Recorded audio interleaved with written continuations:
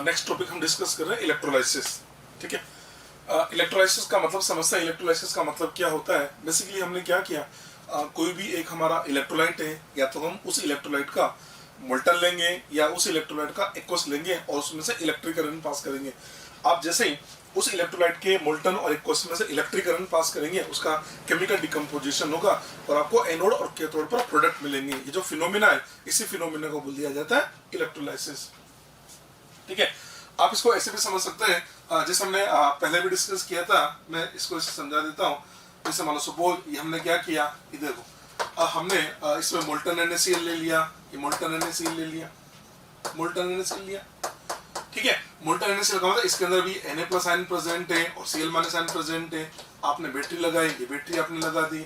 जैसा बैटरी लगाएंगे, बैटरी लगाते होगा क्या, Na+ आयन आपका कैथोड पे जाएगा, Cl- आयन एनोड पे जाएगा। इधर आपको मिलेगा क्लोरीन, इधर मिलेगा आपको सोडियम। तो हो क्या रहा है, आपने मोल्टन NaCl लिया और मोल्टन NaCl में से इलेक्ट्रिक करंट पास करी, तो उसका केमिकल डिकम्पोजिशन हुआ। केमिकल डिकम्पोजिशन का मतलब फॉर्मेशन प्रोडक्ट। ये जो फिनोमिना है, ये जो फिनोमिना है, इस फिनोमिना को बोल देते हैं हम इलेक्ट्रोलाइसिस। और ये फिनोमिना जिस डिवाइस के अंदर होता है, इस डिवाइस को बोल दिया जाता है इलेक्ट्रोलाइटिक सेल। इसका मतलब ये जो डिवाइस है, इसको बोलते हैं इलेक्ट्रोलाइटिक सेल। जो फिनोमिना है, इसको बोल दिया जाता है इलेक्ट्रोलाइसिस। ठीक है, देखो, आप जब तक इसमें बैटरी लगा के रखोगे तभी आयन का मूवमेंट अपोजिट इलेक्ट्रोड की ओर होगा। आप बैटरी को हटा दो, आयन का मूवमेंट नहीं होगा। इसका मतलब इस रेडॉक्स को करवाने के लिए हमको बाहर से लगातार एनर्जी सप्लाई करनी होगी। ऐसे बोल सकते हैं, ये जो रेडॉक्स हो रहा है, इस रेडॉक्स को करने के लिए आउटसाइड से कंटिन्यूसली एनर्जी की रिक्वायरमेंट है, या आप ऐसा बोल सकते हैं इसको ड्राइव करना पड़ेगा। इसका मतलब यहाँ जो रेडॉक्स हो रहा है ना, ये होता है non spontaneous redox. Non spontaneous redox का मतलब होता है एक ऐसा रेडॉक्स जिसको करवाने के लिए बाहर से एनर्जी देनी हो। ठीक है, और स्पॉन्टेनियस का मतलब जिसको बाहर से एनर्जी देने की जरूरत नहीं है, वो अपने आप हो जाए। तो अगर देखा जाए तो यहाँ किस टाइप का रेडॉक्स हो रहा है, तो यहाँ पर हो रहा है हमारा एक नॉन स्पॉन्टेनियस रेडॉक्स। ठीक है, तो हमने एक जनरल बात बताया आपको इसके बारे में। तो हमने जो डिस्कस किया, हमने आपसे बोला the chemical decomposition of electrolyte by passing electric current in molten और aqueous solution of electrolyte known as electrolysis. ये मैंने आपको समझा दिया। Next, the device in which electrolysis is carried out is known as electrolysis। ये मैंने आपसे बोला कि ये फिनोमिना जिस कंटेनर में होता है, जिस डिवाइस के अंदर होता है, उस डिवाइस को बोल दिया जाता है इलेक्ट्रोलाइटिक सेल।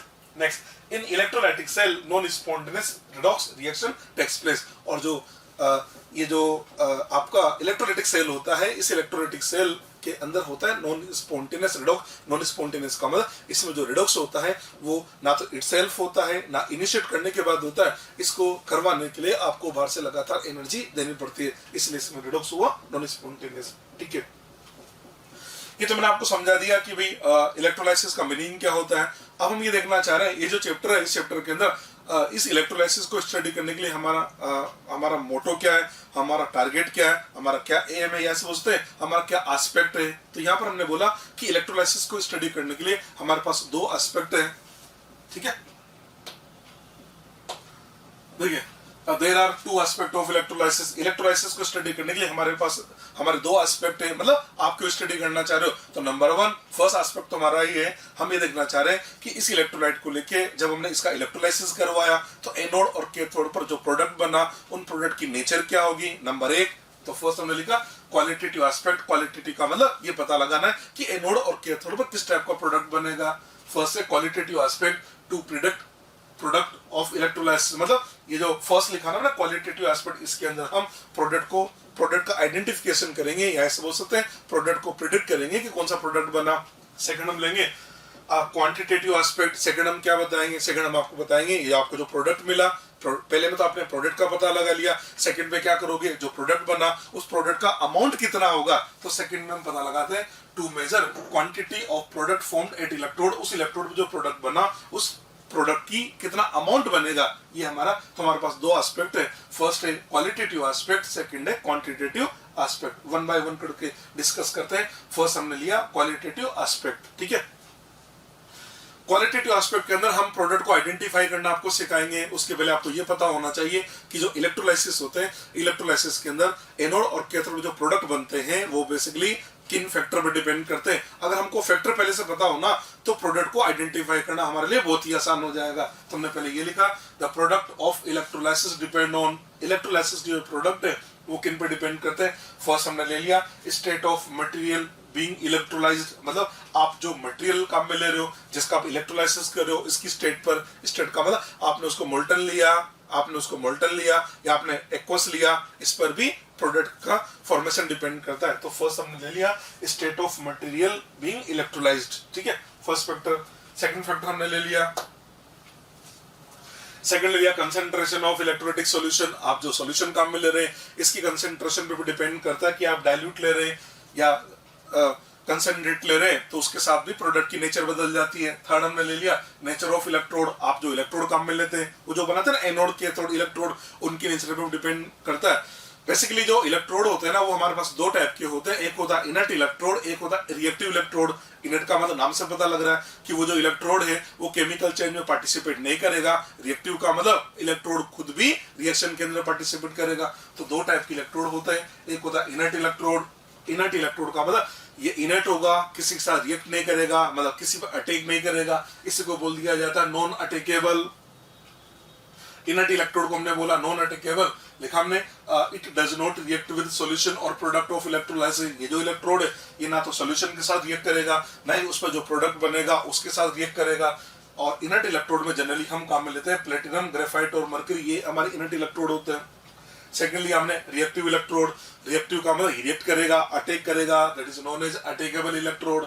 इसके अंदर हम क्या करते हैं, कोई भी रिएक्टिव मेटल है उसका इलेक्ट्रोड काम में ले लिया जाता है, जैसे जिंक है, कॉपर है, ये सब क्या रिएक्टिव मेटल है, तो इनके इलेक्ट्रोड हम इसके अंदर काम में ले सकते हैं। तो इलेक्ट्रोड भी दो टाइप के होते हैं, एक होता है इनर्ट इलेक्ट्रोड, एक होता है रिएक्टिव इलेक्ट्रोड। तो आपके जो इलेक्ट्रोलाइसिस का प्रोडक्ट बनेगा ना, वो इस बात पर डिपेंड करता है कि आपने इलेक्ट्रोड इनर्ट लिया या आपने रिएक्टिव इलेक्ट्रोड लिया, ठीक है। चलिए अब हम आपको यह समझाते हैं कि प्रोडक्ट को आइडेंटिफाई करने का तरीका क्या होगा, कैसे प्रोडक्ट का पता लगाओगे। देखिए हमने क्या किया, हमने ये इलेक्ट्रोलाइसिस करवाया। देखो मैं ये इलेक्ट्रोलाइसिस करवा रहा हूं। सपोज अगर मोल्टन NaCl लूं मैं, तो इसमें Na+ आयन होगा, एक Cl- आयन होगा, ये हमने बैटरी अप्लाई कर दी, राइट। आप जैसे बैटरी अप्लाई करोगे Na+ आयन कहाँ गया, कैथोड पे गया, और कैथोड पे जाके इसका रिडक्शन होके इसने सोडियम बना लिया, ये सोडियम बना लिया, राइट। Cl- आयन किधर आ रहा है, एनोड पे आ रहा है, ये लीजिए Cl- आयन एनोड पे आया, इसका ऑक्सीडेशन होके इसने क्या बना लिया, इसने एक क्लोरीन बना लिया। इसका हम ऐसे बोल सकते हैं कि एनोड पे होगा ऑक्सीडेशन और कैथोड पे होगा रिडक्शन, या तो हम ऐसे बोले Na+ आयन कैथोड पे जाके रिड्यूस हो गया, Cl- आयन एनोड पे जाके ऑक्सीडाइज हो गया। या इस बात को हम ऐसे भी बोल सकते हैं कि आयन अपोजिट इलेक्ट्रोड पे जाके डिस्चार्ज हो गए। क्या बोला, आयन अपोजिट इलेक्ट्रोड पे जाके डिस्चार्ज हो गए। अब आप कहेंगे डिस्चार्ज का क्या मतलब होता है, तो डिस्चार्ज का सिंपल सा मतलब होता है, अगर डिस्चार्ज एनोड पे हो रहा है तो डिस्चार्ज का मतलब ऑक्सीडेशन से लेना है, और अगर डिस्चार्ज कैथोड पे हुआ तो डिस्चार्ज का मतलब रिडक्शन से लेना है। या तो आप ऐसे बोल सकते हो कि Na+ आयन एनोड पे, Na+ आयन कैथोड पे जाके रिड्यूस हो गया, और Cl- आयन एनोड पे जाके ऑक्सीडाइज हो गया। या आप इसको सिंगल ऐसे भी बोल सकते हैं कि आयन अपोजिट इलेक्ट्रोड पे जाके डिस्चार्ज हो गए। तो डिस्चार्ज एक जनरल मीनिंग है, डिस्चार्ज एक जनरल वर्ड है। डिस्चार्ज का मतलब एनोड पे ऑक्सीडेशन से लिया जाएगा, और डिस्चार्ज का मतलब कैथोड पे रिडक्शन से लिया जाएगा। ये पॉइंट आप समझ लीजिए। चलिए दूसरी बात समझना। अब क्या होता है कि कोई सा भी आयन हो, उसको इलेक्ट्रोड पे जाके डिस्चार्ज होना है, तो उसको डिस्चार्ज होने के लिए एक मिनिमम पोटेंशियल की जरूरत होती है। उस मिनिमम पोटेंशियल को बोलते हैं हम डिस्चार्ज पोटेंशियल। तो हम सबसे पहले आपको डिस्चार्ज पोटेंशियल ही समझा रहे हैं। तो डिस्चार्ज पोटेंशियल क्या हुआ, डिस्चार्ज पोटेंशियल का मतलब कोई सा भी आयन हो, चाहे वो कटायन हो या वो अनायन हो, उसको इलेक्ट्रोड पे जाके डिस्चार्ज होना है। तो उसको डिस्चार्ज होने के लिए एक मिनिमम पोटेंशियल की जरूरत होती है। उस मिनिमम पोटेंशियल को बोल दिया जाता है discharge potential. Minimum potential which is required to discharge an ion on electrode is known as discharge potential. उस आयन को इलेक्ट्रोड पे जाके डिस्चार्ज होने के लिए एक मिनिमम पोटेंशियल की जरूरत होती है। उसी मिनिमम पोटेंशियल को बोल दिया जाता है डिस्चार्ज पोटेंशियल, ठीक है। देखिए अब मान लो सॉल्यूशन के अंदर एक कटायन एक अनाइन है, सॉल्यूशन में एक कटायन एक अनाइन है, तो वहां तो दिमाग नहीं लगाना, कटायन को ही जाना है, एक कटायन है उसी को जाना है, एक अनाइन उसी को जाना है।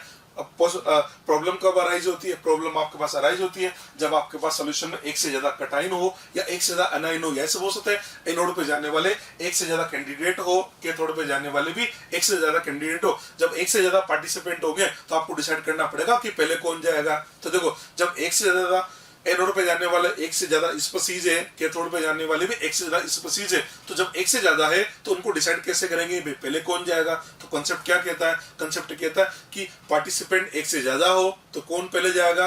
जो डिस्चार्ज होने के लिए कम पोटेंशियल, ऐसे हो सकता है भाई इलेक्ट्रोड पे जाके पहले कौन डिस्चार्ज होगा, तो उसका सीधा सा लॉजिक देना है, जिसका डिस्चार्ज पोटेंशियल कम होगा यार वो पहले चला जाएगा। ठीक है, ये लिखा ना, if a solution of electrolyte contain more than one cation or anion, then that ion will be first discharged, which required less value of discharge potential। मतलब एनोड पे जाने के लिए दो या दो से ज्यादा पार्टिसिपेंट है तो दो या दो से ज्यादा पार्टिसिपेंट में पहले वो जाएगा जिसका डिस्चार्ज पोटेंशियल कम होगा। इसी टाइप से कैथोड पे भी अगर जाने वाले दो या दो से ज्यादा है तो पहले वो जाएगा जिसका डिस्चार्ज पोटेंशियल कम होगा। तो बेसिक सा फंडा हमने तैयार कर लिया, जिसका डिस्चार्ज पोटेंशियल कम होगा वो पहले जाके डिस्चार्ज हो जाएगा। Clear point? चलिए जी, अब हम देखते हैं, अब हम कि देखें कैथोड पे एनोड पे कौन कौन चले जाते हैं। सबसे पहले बात करी हमने कैथोड पे, कैथोड पे जो भी जाएगा उसका रिडक्शन होगा। अच्छा, कैथोड पे जाने वाला कौन होगा? तो सिर्फ बात है, कैथोड पे जाने वाले कटाइन होंगे। कैथोड पे जाने वाले कौन होंगे? कटाइन। तो हमने ईसीएस को देखा।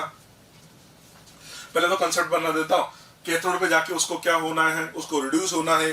कैथोड पे जाके रिड्यूस होना है, तो समझना भाई, जैसे मान लो कैथोड पे जाने के लिए हमारे पास में दो कटाइन थे, उनको जाके कैथोड पे रिड्यूस होना था। अब दोनों में से पहले कौन जाएगा? तो हमने दोनों कटाइन से उनका एसआरपी पूछ लिया कि तुम अपना अपना एसआरपी बता दो। तो ऑब्वियस सी बात है, दो है तो एक का एसआरपी कम होगा, एक का एसआरपी ज्यादा होगा। जिसका एसआरपी ज्यादा होगा मतलब उसकी रिडक्शन की टेंडेंसी ज्यादा होगी, और जिसकी रिडक्शन की टेंडेंसी ज्यादा होगी उसको डिस्चार्ज होने के लिए पोटेंशियल कम चाहिए होगा। तो सीधा सीधा फंडा बन गया ना यार, जिसका एसआरपी ज्यादा होगा उसका डिस्चार्ज पोटेंशियल कम होगा, मतलब वो पहले चला जाएगा। या सीधा सीधा कंसेप्ट ऐसे बना दो ना कि कैथोड पे पहले वो जाएगा जिसका एसआरपी ज्यादा होगा। The ion which having more value of SRP required less discharge potential, मतलब जिसका SRP ज्यादा है उसका डिस्चार्ज पोटेंशियल कम होगा, वो पहले चला जाएगा। या आप सीधे सीधे से बोल दिया ना कि कैथोड पे पहले वो जाएगा जिसका SRP ज्यादा होगा। ये बेसिक फंडा याद कर लो कि कैथोड पे जाने कौन जाएगा पहले? जिसका SRP ज्यादा होगा वो कैथोड पे पहले चला जाएगा। ठीक है, अब हमने एक सीरीज बनाई। एक तो मैंने ईसीएस ले ली, तो ये तो ईसीएस है, लेके बारात का आना मजे से आना, ये मंजन करके वाटर, ये है ना ये वाली सीरीज। आपको पता है लिथियम से हम इधर फ्लोरीन की ओर चलते हैं, एसआरपी इंक्रीज होता है, इसका ये एसआरपी का इंक्रीजिंग ऑर्डर है।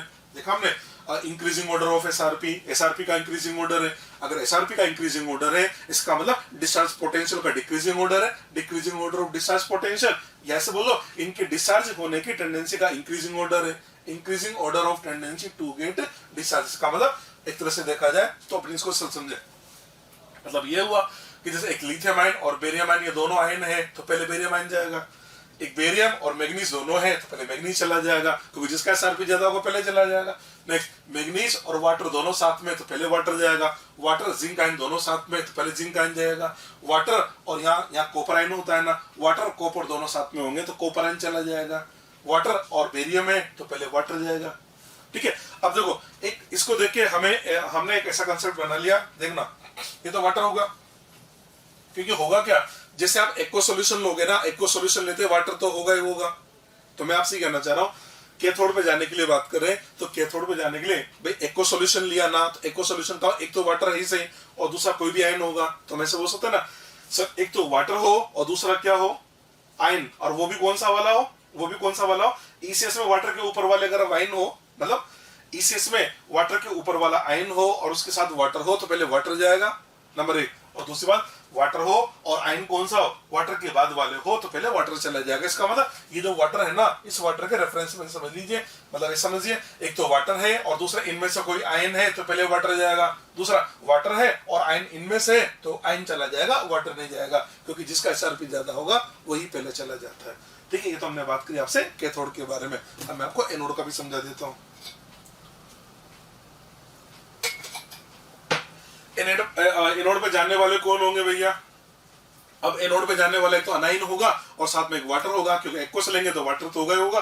वाटर जो होता है ना, वाटर की ऑक्सीडेशन की भी टेंडेंसी होती है और वाटर की रिडक्शन की भी टेंडेंसी होती है। इसका मतलब वाटर एनोड पे जाने की टेंडेंसी भी शो करता है और वाटर कैथोड पे जाने की टेंडेंसी भी बताता है, क्योंकि वाटर का ऑक्सीडेशन और रिडक्शन दोनों ही हो सकते हैं। चलिए जी, एनोड पे ऑक्सीडेशन होता है। चलिए जी, मान लो क्या था, एक से ज्यादा स्पीशीज थी, वो एनोड पे जाना चाह रहे थे। तुमने बोला एनोड पे जाके क्या करोगे? बोला एनोड पे जाके हम तो ऑक्सीडाइज हो जाएंगे। तुमने उनसे उनका एसओपी पूछ लिया। तुमने बोला भैया ऐसी बात है, जिसका एसओपी ज्यादा होगा उसकी ऑक्सीडेशन की टेंडेंसी ज्यादा है, मतलब उसका डिस्चार्ज पोटेंशियल कम है, मतलब वो पहले चला जाएगा। तो सीधा सीधा फंडा क्या हुआ, एनोड पे पहले कौन जाएगा? जिसका एसओपी ज्यादा होगा। तो आप वो कॉन्सेप्ट याद कर लो, कैथोड पे पहले वो जाता है जिसका एसआरपी ज्यादा होगा, एनोड पे पहले वो जाएगा जिसका एसओपी ज्यादा होगा। लिख दिया मैंने, the ion which is having more value of SOP will get first discharge, मतलब एनोड पे वो जाएगा जिसका SOP ज्यादा होता है। ठीक है, आप एनोड पे जाने वाले कौन है? अनाइन और वाटर होंगे। तुमने एक सीरीज लिख दी, SO4-2 NO3-Cl- वाटर Br-I-। ये है इंक्रीजिंग ऑर्डर ऑफ SOP। ये सीरीज आपको याद कर लेनी है। ठीक है, ये SOP का इंक्रीजिंग ऑर्डर है। ठीक है, SOP का इंक्रीजिंग ऑर्डर, इसका मतलब अगर वाटर और नाइट्रेट दोनों साथ में होंगे तो पहले वाटर जाएगा, वाटर और सल्फेट दोनों साथ में होंगे तो पहले वाटर जाएगा, वाटर और Br- दोनों साथ में होंगे तो पहले Br- जाएगा, वाटर और I- साथ में हो तो पहले I- चला जाएगा, और वाटर और Cl- दोनों साथ में हो, इसके अकॉर्डिंग तो देखने से पता लग रहा है वाटर जाएगा, पर वाटर नहीं जाता, पहले Cl- चला जाता है। इसलिए मैंने को टिक करके ऐसे लिख दिया है। देखो SO4 ये Br-I- बस करो, इनमें चेंज हुआ ना तो इनको मैंने चेंज कर दिया। अब ये चेंज क्यों हुआ? इसका रीजन होता है डिस्चार्ज पोटेंशियल, या इसको बोलते हैं बबल वोल्टेज। ये क्या है अभी मैं आपको समझा रहा हूँ। ठीक है, इसका मतलब अगर आपसे पूछा जाए कि वाटर Cl- दोनों साथ में हो तो पहले Cl- जाएगा, वाटर नहीं जाएगा। हाँ, अगर आपसे बोला जाए Cl- और वाटर में से SOP किसका ज्यादा है, तो भैया SOP तो वाटर का ज्यादा है। तो ये जो ऑर्डर लिखा ना मैंने, ये जो ऑर्डर लिखा ये SOP का ऑर्डर है और ये इसके डिस्चार्ज होने की टेंडेंसी का ऑर्डर है, और इसका रीजन दिया जाता है बबल वोल्टेज। बबल वोल्टेज क्या है ये भी आपको समझा देंगे। ठीक है, वाटर Cl- में से SOP किसका ज्यादा, तो वाटर का ज्यादा, और वाटर Cl- दोनों साथ में हो तो पहले कौन जाएगा, तो पहले जाएगा Cl-। ठीक है, कुछ एग्जांपल लेके डिस्कस करता हूं मैं आपसे। फर्स्ट एग्जांपल मैंने ले लिया, electrolysis of molten NaCl using platinum electrode. अब मोल्टन NaCl है तो इसका मतलब एक Na+ आयन होगा, एक Cl- आयन होगा। मोल्टन है ना यार, पानी तो होगा नहीं इसके अंदर। एनोड पॉजिटिव इलेक्ट्रोड है तो एनोड पे गया Cl- और क्लोरीन बना लिया। कैथोड नेगेटिव इलेक्ट्रोड है, इसमें कौन गया Na+ और सोडियम बना लिया। आपसे कह देंगे एनोड पे मिलेगा क्लोरीन और कैथोड पे मिलेगा सोडियम। ये लीजिए, इसमें तो दिमाग लगाने की जरूरत नहीं है, ये हमने फर्स्ट एग्जांपल बता दिया। सेकंड एग्जांपल लेते हैं इसके लिए। सेकंड हमने ले लिया electrolysis of aqueous NaCl using platinum electrode. पहले मोल्टन NaCl लिया था, अब मैंने एक्वस ले लिया तो होगा क्या, Na+ आयन होगा, Cl- आयन होगा, एक्वस बोल दिया तो वाटर भी होगा। इसका यहाँ पर 3 स्पीशीज है, एक Na+ है, एक Cl- और एक वाटर है। अब हम देखें एनोड और कैथोड पे, एनोड पे जाने वाला कौन होगा, एनोड पे जाने वाला एनोड पॉजिटिव इलेक्ट्रोड है तो एनोड पे जाने की टेंडेंसी एक तो Cl- रखेगा और एक वाटर रखेगा। वाटर जो है वो ऑक्सीडेशन की भी टेंडेंसी रखेगा और वाटर रिडक्शन की भी टेंडेंसी रखेगा। तो एनोड पे जाने के लिए एक तो Cl- है, Cl- जाके ऑक्सीडाइज होगा तो Cl2+2 इलेक्ट्रॉन की रिएक्शन लिख दी। वाटर जाके ऑक्सीडाइज होगा तो वाटर का ऑक्सीडेशन से हमको मिलता है ऑक्सीजन, बैलेंस करके हमने लिख दिया है। अब आती है इसका मतलब एनोड पे हमारे पास 2 पार्टिसिपेंट है, एक Cl- और एक वाटर है। कैथोड पे चले, कैथोड पे जाने वाला कौन है, एक तो Na+ हो गया और एक वाटर हो गया। Na+ जाएगा, रिडक्शन होकर सोडियम बनाएगा, वाटर जाएगा, रिडक्शन होकर हाइड्रोजन गैस बनेगी। हमने इसकी रिएक्शन लिख दी है। ठीक है, इनके SR पे SOP लिख दे। देखो क्लोरीन का जो SOP है E0OP का मतलब SOP -1.36 वोल्ट होता है और वाटर का SOP -1.23 वोल्ट होता है। मैंने डाटा लिख दिया। सोडियम की बात करें तो सोडियम का E0RP का मतलब SRP, इसका SRP -2.71 वोल्ट है और वाटर का SRP -0.83 वोल्ट है। तो इन दोनों को देखने से पता लग रहा है SRP वाटर का Na+ से ज्यादा है। और क्या बोला था, कैथोड पे पहले वो जाएगा जिसका SRP ज्यादा होगा, तो आंसर क्या देंगे, कैथोड पे वाटर जाएगा, Na+ नहीं जा पाएगा। अब आप सोच रहे होंगे ये हमें को डाटा याद करने पड़ेंगे, डाटा याद करने की जरूरत है आपको, तो मैंने सीरीज बता दी ना भाई। Na+ और वाटर की बात करें, ये लो ना,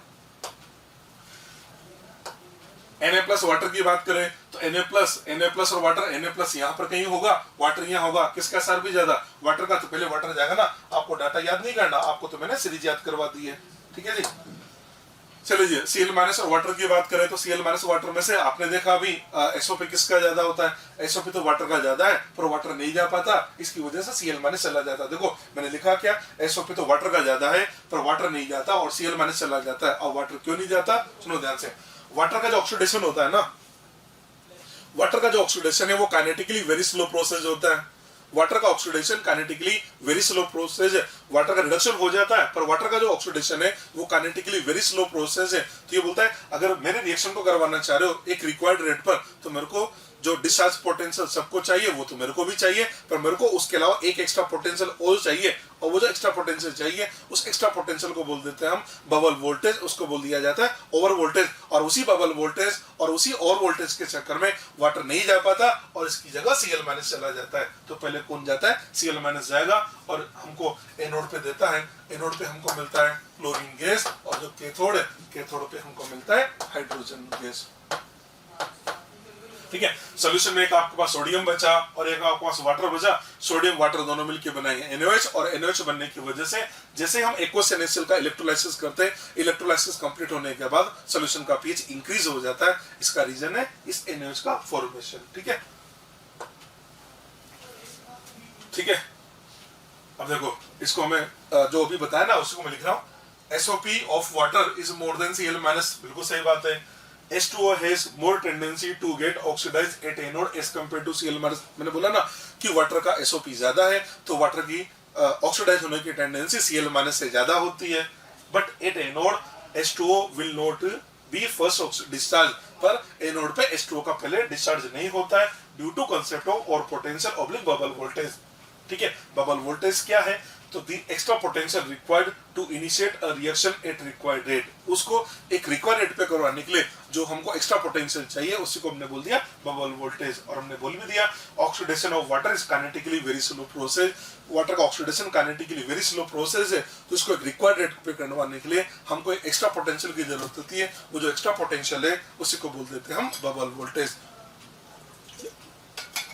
तो हुआ क्या, इसी बबल वोल्टेज की वजह से हमारा वाटर पहले नहीं जा पाया और इस वाटर की जगह Cl माइनस चला जाता है। ठीक है,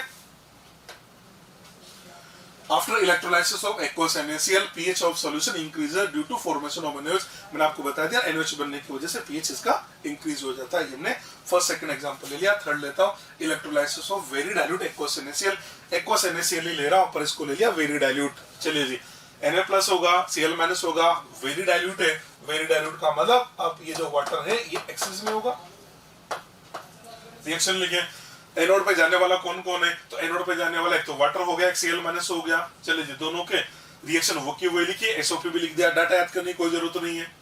ठीक है, कैथोड पे जाने वाला कौन हुआ, एक तो Na प्लस हुआ और एक वाटर हो गया, रिएक्शन मैंने वही लिख दिया सेम, वो को वही लिखा है। अब हमको देखना है, देखो Na प्लस वाटर की बात करें रिएक्शन वो की वही लिखी सेम, Na प्लस वाटर की बात करें SRP किसका ज्यादा, वाटर का, तो वाटर पहले चला जाएगा, तो वाटर जाएगा, आंसर क्या देंगे, कैथोड पे हमको मिलेगा हाइड्रोजन गैस।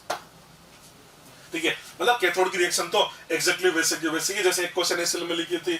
अब एनोड की बात करें, एनोड पे जाने वाला कौन है, एक तो वाटर है, एक Cl माइनस है, वाटर Cl माइनस है तो SOP किसका ज्यादा है, वाटर का ज्यादा है, तो वाटर को जाना चाहिए। फिर आप कहेंगे सर वो बबल वोल्टेज। ठीक है, अब देखो यहाँ पर क्या होगा, वाटर और Cl माइनस दोनों है ना, तो यहाँ पर जाता भी वाटर ही है, मतलब आप कहिए अब इस वाले केस में Cl माइनस क्यों नहीं गया, उसका रीजन सुनो। आपने क्या किया, वेरी डाइल्यूट ले लिया, वेरी डाइल्यूट का मतलब वाटर हो गया एक्सेस में, यानी Cl माइनस की अवेलेबिलिटी यहाँ बहुत कम होगी, तो Cl माइनस की वेरी लेस अवेलेबिलिटी होने की वजह से यहाँ Cl माइनस नहीं गया और उसकी जगह फिर वाटर चला गया। लिखा हमने because of very less availability of Cl minus की अवेलेबिलिटी बहुत कम होने की वजह से Cl माइनस नहीं गया और उसकी जगह वाटर चला गया। ठीक है, अब ये जो कॉन्सेप्ट है ना वेरी डाइल्यूट, देखो इधर इसको ध्यान से देखना, हमने केस तो वेरी डाइल्यूट का लिया और इसमें देख पा रहे हैं आप एनोड पे वाटर जाके उसका ऑक्सीडेशन हुआ और कैथोड पे वाटर जाके उसका रिडक्शन हुआ। ऐसा नहीं लग रहा जैसे हमने वेरी डाइल्यूट लिया, जैसे वेरी डाइल्यूट लिया तो वेरी डाइल्यूट का मतलब सोल्ट का अमाउंट तो वेरी लेस हो गया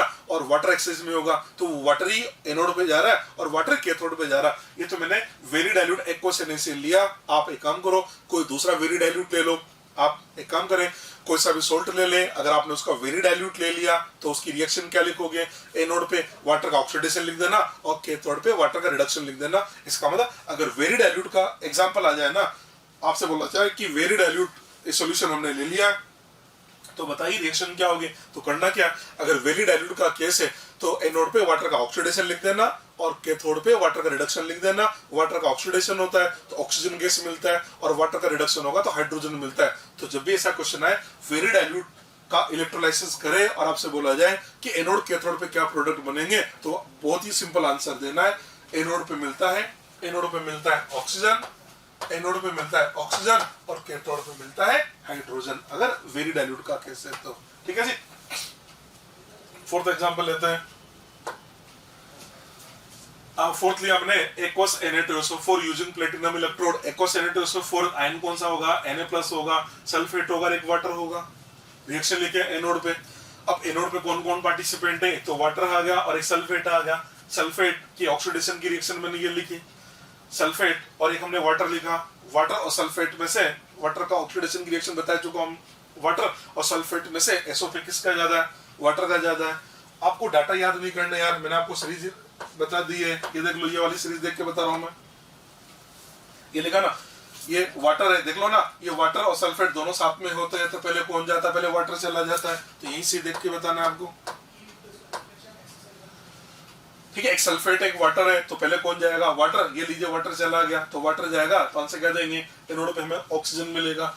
कैथोड की बात करें, कैथोड पे जाने वाला कौन है, एक तो Na+ हो गया, एक वाटर हो गया। SRP वाटर का ज्यादा है तो पहले वाटर चला जाएगा, आंसर देंगे कैथोड पे मिलेगा हाइड्रोजन और एनोड पे मिलेगा हमको ऑक्सीजन। ठीक है। नेक्स्ट एग्जांपल लिया मैंने, aqua solution of NaCl using mercury as cathode. ये थोड़ा एक स्पेशल एग्जांपल है। हमने वापस एक्वस NaCl ले लिया पर इसमें चेंज क्या कर दिया, इसके चेंज मैंने ये कर दिया कि इसके अंदर जो कैथोड है, इसके अंदर हमने चेंज किया जो कैथोड है, कैथोड हमने मरकरी का बना लिया, ये मरकरी का कैथोड बना लिया। एनोड के लिए कुछ नहीं बोला, इसका मतलब एनोड अभी भी हमारा प्लेटिनम का ही बना हुआ है। जिसके इलेक्ट्रोड के बारे में कुछ नहीं बोला जाए, इसका मतलब बाय डिफॉल्ट वो प्लेटिनम ही लेना है, ये प्लेटिनम का ही बना हुआ है। चलो जी, अब एक्वस NaCl है। अब एक्वस NaCl आयन क्या होगा, एक Na+ होगा, एक Cl- होगा, तीसरा वाटर होगा। एनोड पे जाने वाले कौन कौन हुए, एक तो वाटर हुआ, एक Cl- हुआ, यही हुआ ना। ठीक है, SOP तो वाटर का ज्यादा है पर बबल वोल्टेज की वजह से Cl- चला जाता है, पहले बता चुका हूं। इसका मतलब इस पे एनोड पे तो क्लोरीन मिलेगा। ये तो वही प्रोडक्ट मिला जो एक्वस NaCl में बताया था ना, एग्जैक्टली वो का वही हो गया। कैथोड पे चले, देखिए अब कैथोड पे कौन पार्टिसिपेंट है हमारे पास, एक तो Na+ हो गया, एक वाटर हो गया। Na+ हो गया, वाटर होगा, Na+ जाके रिड्यूस हुआ, एक वाटर हुआ।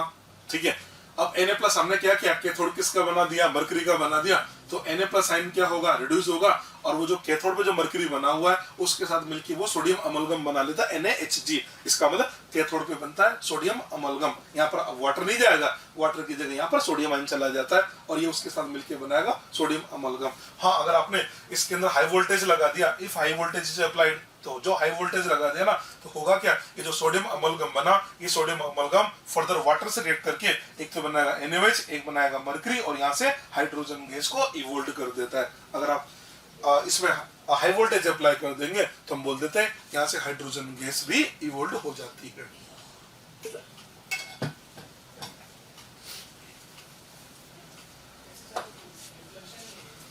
नेक्स्ट सिक्स एग्जांपल ले रहे हैं, aqueous copper sulphate using platinum electrode. मैं एक्वस कॉपर सल्फेट ले लिया तो कॉपर आयन होगा, सल्फेट आयन होगा, वाटर होगा, इलेक्ट्रोड प्लेटिनम के।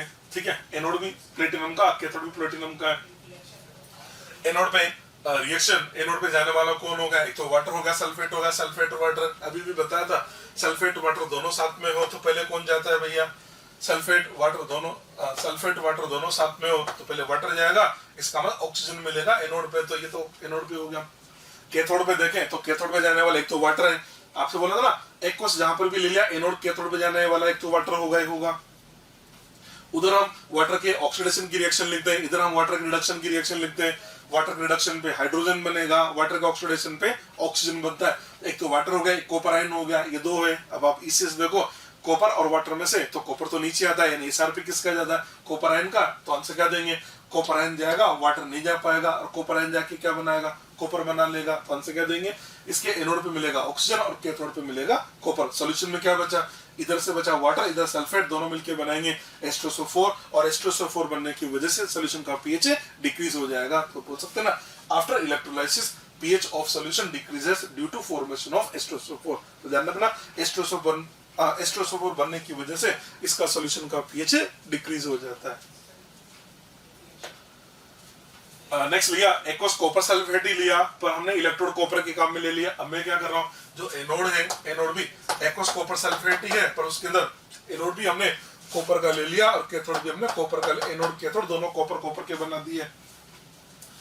अब एनोड पे देखें क्या पॉसिबिलिटी है, तो एनोड पे जाने वाला है तो सल्फेट की रिएक्शन हो जाएगी, एक वाटर हो जाएगा। अब क्या हुआ, जो कॉपर हमने एनोड जो कॉपर का बना है, वो जो कॉपर है एनोड वो खुद भी पार्टिसिपेट करने आ जाएगा, मतलब यहाँ जो कॉपर वो तो रिएक्टिव इलेक्ट्रोड हो गया ना, और कॉपर का ऑक्सीडेशन होगा तो ये कॉपर एन बना लेगा। इसका मतलब अब एनोड पे हमारे पास 3 पार्टिसिपेंट है, एक तो ये हो गया, एक ये हो गया, ये हो गया। अब कौन जाएगा, तो हमने आंसर क्या दिया था, जिसका SO2 सबसे ज्यादा होगा वो सबसे पहले चला जाएगा। तो अब बात करें इन तीनों में से, देखो मैंने डाटा भी लिखा, सल्फेट का SO2 -1.96 होता है, वाटर का -1.23 होता है, और जो कॉपर है इसका तो SO2 -0.34 होता है। ये तो आपको वैसे भी याद होगा। देखो कॉपर का SRP होता है ना हाइड्रोजन के नीचे +0.34, तो +0.34 अगर कॉपर का SRP है तो कॉपर का SO2 -0.34 होगा, तो -0.34 हो गया। डाटा को देखने से पता लग रहा है सबसे ज्यादा SRP कॉपर का आ गया। इसका मतलब आंसर देंगे ये वाली रिएक्शन होगी, ये दोनों नहीं होगी। कैथोड पे चले, कैथोड पे एक तो कॉपर का रिडक्शन होगा, एक वाटर होगा, दोनों में से SRP इसका ज्यादा है, इसका ये रिएक्शन होगी और ये नहीं होगी। ठीक है, तो आप देख पा रहे हैं एनोड पे कौन सी रिएक्शन हो रही है, एनोड पे कॉपर से कॉपर आयन बना और कैथोड पे कॉपर आयन से कॉपर बना। इसका मतलब समझे क्या हुआ, जब हम एक्वस कॉपर सल्फेट का इलेक्ट्रोलाइसिस कर रहे हैं और इलेक्ट्रोड भी कॉपर के बना रहे हैं, तो एनोड से कॉपर ऑक्सीडाइज हो रहा है और वही कॉपर कैथोड में जाके रिड्यूस हो रहा है। तो ये फिनोमिना मेरे को कुछ ऐसा नजर आ रहा है। देखो उधर ये कॉपर का एनोड और कॉपर का कैथोड, ये तो है, ये भी किसका इलेक्ट्रोड है, कॉपर का है, ये भी इलेक्ट्रोड कॉपर का है, और इसके अंदर सॉल्यूशन में भर दिया एक्वस कॉपर सल्फेट, यही तो हो रहा है ना। तो देखो हुआ क्या, ये जो एनोड का जो कॉपर है ये ऑक्सीडाइज हुआ, यहाँ से कॉपर रिलीज हुआ, और वो जो कॉपर रिलीज हुआ वो एक कैथोड पे जाके डिपॉजिट हो गया। मतलब एनोड से कॉपर रिलीज होकर सॉल्यूशन में आ रहा है और वो एक कॉपर कैथोड पे जाके डिपॉजिट हो रहा है। इसका मतलब ऐसा बोल सकते हैं, इसमें हमने जो इलेक्ट्रोलाइटिक सॉल्यूशन काम में ले रखा है इसकी कंसेंट्रेशन में कोई चेंज नहीं होगा। अब आप कहेंगे सर इस फिनोमिना की क्या यूटिलिटी है, तो ये फिनोमिना हमारे काम आता है, एक तो मेटलर्जी के अंदर मेटल के प्यूरिफिकेशन में, एक काम आता है उस इलेक्ट्रोप्लेटिंग के अंदर। अगर आपको किसी एक मेटल के ऊपर दूसरे मेटल की कोटिंग करनी है तो वहां पर सेम यही फिनोमिना हमारा काम में आ जाता है। ठीक है, in this process concentration of solution remain constant, बता दिया आपको। This process can be used in purification of metal, ये भी आपको बता दिया। This process can be used in electroplating, ये भी आपको समझा दिया। ठीक है, जैसे मैंने कॉपर का एग्जांपल लिया ना, ऐसे और भी केस बना सकते हो। जैसे आप बोल सकते हैं aqueous AgNO3 using silver electrode, तो क्या करना, एनोड पे सिल्वर का ऑक्सीडेशन कर देना और कैथोड पे सिल्वर का, एनोड पे सिल्वर का ऑक्सीडेशन कर देंगे, कैथोड पे सिल्वर का रिडक्शन कर देंगे। हमने और एग्जांपल बना लिया aqueous NiSO4 using Ni electrode, तो क्या काम करेंगे, एनोड पे निकल का ऑक्सीडेशन करेंगे और कैथोड पे निकल का रिडक्शन कर देंगे। मतलब सेम एग्जैक्टली वो केस है। और जब भी हम इस टाइप की इलेक्ट्रोलाइसिस का स्टडी करते हैं तो हमने देखा उसका जो सॉल्यूशन है उसका कंसंट्रेशन चेंज नहीं होता है, कंसंट्रेशन रिमेन कांस्टेंट है। ऐसा समझे।